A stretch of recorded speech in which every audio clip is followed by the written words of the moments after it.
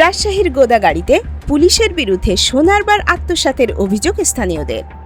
একই ঘটনার দুই বর্ণনা দিলেন দুই পুলিশ কর্মকর্তা। পুলিশের রহস্যময় আচরণ নিয়ে বাড়ছে ধোঁয়াশা।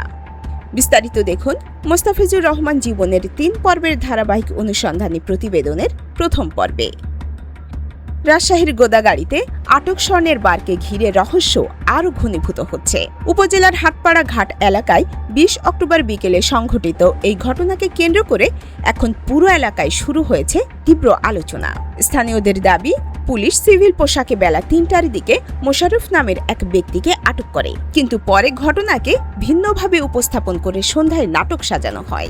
চোখে পড়ার মতো অসঙ্গতি দেখা যায় পুলিশের বয়ানে। স্থানীয়রা জানান, ৩ জন সিভিল পোশাকধারী ব্যক্তি হাটপাড়া ঘাটে এসে মোশাররফকে নৌকা থেকে নামিয়ে নিয়ে যায়, কাউকে কিছু না জানিয়ে। এরপর রাত 7:30টার দিকে পুলিশ পুনরায় ঘটনাস্থলে ফিরে এসে জানায়, আসামির কোমর থেকে 5টি স্বর্ণের খণ্ড উদ্ধার করা হয়েছে।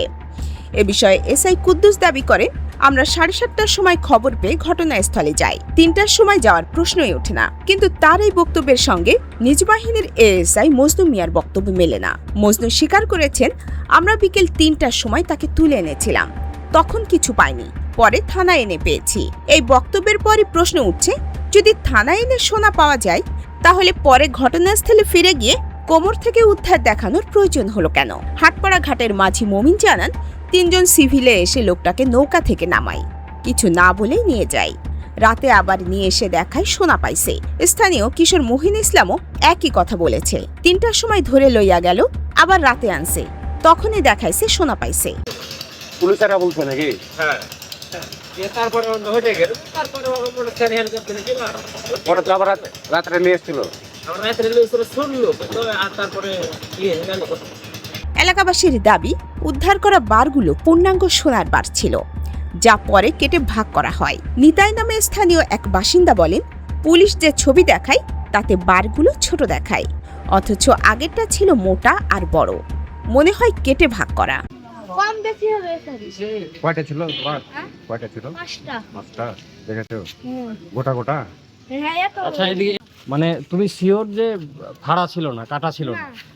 স্যার 5বারে মেপেছি, কোনোটা 5 ভরি আছে, কোনোটা 4 ভরি আছে, কোনোটা কত আছে। ছবিগুলা মামা, ছবিগুলা একটু দেখান তো। এইগুলো ছিল, হ্যাঁ, এরকম ভাবে কাটা কাটা ছিল। 24-25 ভরি হবে মনে হয়। কালারটা কি এরকম ছিল নাকি? ওইরকম ছিল না। কালার এরকম ছিল কি? এটা ছবিতে সোনার কালারতে, এটা তো আলাদা, ওইটা আলাদা, একই জিনিস, ওইটা কালার একটু আলাদা। গোদাগাড়ি মডেল থানার ভারপ্রাপ্ত ওসি মোয়াজ্জেম হোসেন অবশ্য এই অভিযোগ উড়িয়ে দিয়ে বলেন, স্থানীয়রা মিথ্যা বলছে।